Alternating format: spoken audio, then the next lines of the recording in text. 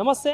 So Telangana రాష్ట్రంలోని GHMC పరిధి హైదరాబాద్లో నీళ్లు కావచ్చు అదేవిధంగా వాడుకునే నీళ్లు దాదాపుగా 3-4 రోజుల నుండి రావట్లేదని చెప్పేసి ఖైరతాబాద్ నియోజకవర్గం సంబంధించిన ఏరియాలలో ఈరోజు బంజారా హిల్స్లోని వాటర్ సప్లై దగ్గర అయితే పెద్ద ఎత్తున బీఆర్ఎస్ పార్టీ ఆధ్వర్యంలో నిరసన కార్యక్రమం అయితే చేస్తున్నారు. దీనికి సంబంధించి మనతో పాటు మాట్లాడడానికి బీఆర్ఎస్ సీనియర్ లీడర్ శ్రీనివాస్ గారు అయితే మనతో పాటు ఉన్నారు. అన్న నమస్తేనే.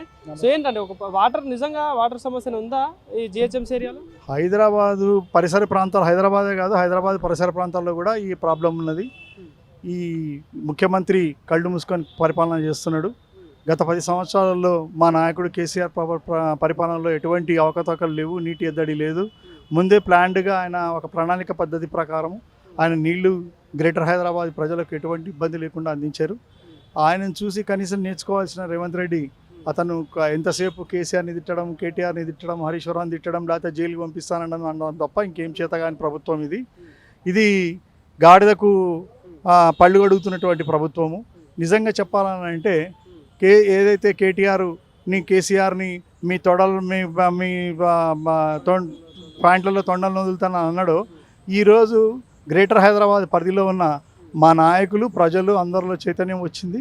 ఖచ్చితంగా ఈయన ప్యాంట్లో తొండలు వదిలే పరిస్థితి వస్తుంది. అంతేకాకుండా మున్సిపల్ శాఖ రేవంత్ రెడ్డి దగ్గరనే ఉంది. సో మరి రాష్ట్రంలో కావచ్చు, ఇప్పుడు ఈ హైదరాబాద్ నగరంలో ఇంత ఇబ్బంది పడతా ఉన్నారు, మరి ఎందుకు మరి వాళ్ళ దృష్టి పోవట్లేదా? లోకల్లో ఉన్న ఎమ్మెల్యేలు కావచ్చు, వీళ్ళందరూ ఎవరు మరి దీనిపై స్పందిస్తలేరు. లోకల్లో ఉన్న ఎమ్మెల్యేలు అంటే మా ఎమ్మెల్యేలు అందరూ స్పందించారు. ఎమ్మెల్యేలు మా దగ్గర నుంచి పార్టీ నుంచి చేంజ్ అయిన వాళ్ళ పార్టీని వాళ్ళు ఎన్ని బాధలు ఉన్నా మాకు చెప్తున్నారు, మీరు చేస్తున్న పని మంచిది, మీరు చాలా బాగా వ్యవహరిస్తున్నారు, మీరు ప్రజల్లోకి ఇట్లే పోండి, మా నాయకుడు మేము ఏం చెప్పినా వినట్లేదు అని అంటున్నారు. మున్సిపల్ శాఖనే కాదు, హోంశాఖ కూడా అట్లే పాడైంది. గతంలో కూడా మేము ధర్నా చేసినాము, అది మీ ఛానల్స్ అందరికీ తెలుసు.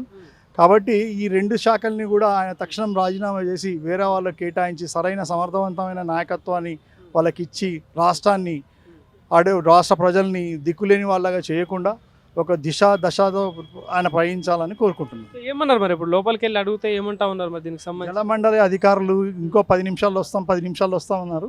అందుకొరకు మేము ఇక్కడ ఆగి అటువైపు లారీలను వాటర్ ట్యాంకులను ఆపితే ఆయన వస్తాడన్న ఉద్దేశంతో మేము ఇక్కడ వాటర్ ట్యాంక్స్ ఆపుతున్నాం. ఏంటి మరి తదుపరి కారణాలు ఏంటి? ఇప్పుడు ఎండాకాలం అనేసరికి ఎండలు బాగా కొడతా ఉన్నాయి, ప్రజలు పెద్ద ఎత్తున ఇబ్బంది పడతా ఉన్నారు. ఇందాక కొంతమంది చెప్తా ఉన్నారు 3-4 రోజులు రావట్లేదు, వాటర్ తిప్పే వాళ్ళు కూడా దుర్భాషలు ఆడుతూ ఉన్నారని అని చెప్పేసి కూడా చెప్తా ఉన్నారు.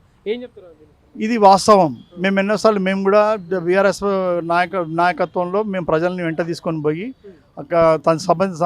సంబంధించిన అధికారులకు మేము కంప్లైంట్ ఇవ్వడం జరిగింది. లైన్మెన్లు కూడా తిడుతున్నారు. ఎందుకు తిడుతున్నారు అంటే వాళ్ళు కూడా అసమర్థమైన ప్రభుత్వంలో పనిచేస్తున్నారు కాబట్టి వాళ్ళకి ఏం చేతగాక ప్రజల మీద దాడికి తిరగబడుతున్నారు. అంతేకాకుండా గ్రేటర్ హైదరాబాద్లో ఉన్న ప్రజలందరూ కూడా ఈయన గుడ్డితనాన్ని గమనించి ఈయన కళ్ళను పీకి గోటిలాడుకునే రోజు వస్తుందని చెప్పి మేము ఖచ్చితంగా చెప్తున్నాం. థ్యాంక్ యూ అన్న.